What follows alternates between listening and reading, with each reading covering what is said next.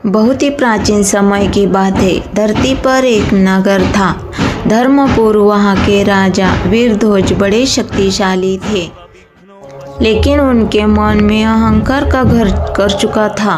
राजा की पत्नी रानी पद्मावती हर दिन नदी के किनारे बैठकर भगवान विष्णु की भक्ति करती थी। वह व्रत, मौन और तपस्या में लीन रहती थी। एक दिन राजा मोह और वासना में अंधे होकर उनकी तपस्या भंग करने पहुँचे। रानी ने बहुत रोका, यह प्रभु की साधना है, इसे अपवित्र मत कीजिए। लेकिन राजा नहीं रुके। जैसे ही राजा ने रानी को स्पर्श किया, धरती कांप उठी, नदी उफड़ पड़ी, आकाश में बिजली चमक उठी। अचानक जल की एक भीषण लहर उठी और राजा को दूर फेंक दिया। उनका शरीर जलने लगा, घाव और फोड़े निकल आई। राजा असहनीय पीड़ा में तड़पते लगे।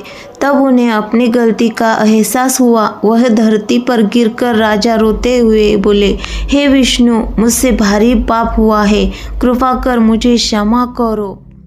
दिन, सप्ताह, महीने बीत गए। राजा तपस्या में डूबे रहे।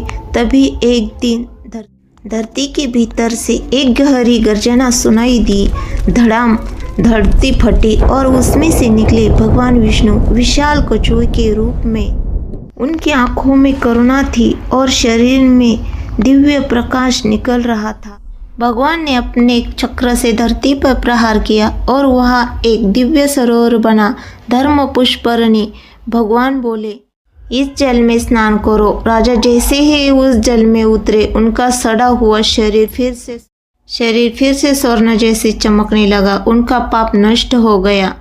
राजा हाथ जोड़कर बोले, प्रभु, आप यही वास करिए ताकि संसार आपकी इस करुणा को भूल ना पाए। तभी भगवान उसी स्थान पर कछुए के रूप में शिला बनकर गए। आज भी उन मंदिर में सैकड़ों असली कछुए भगवान की उपस्थिति का प्रमाण है।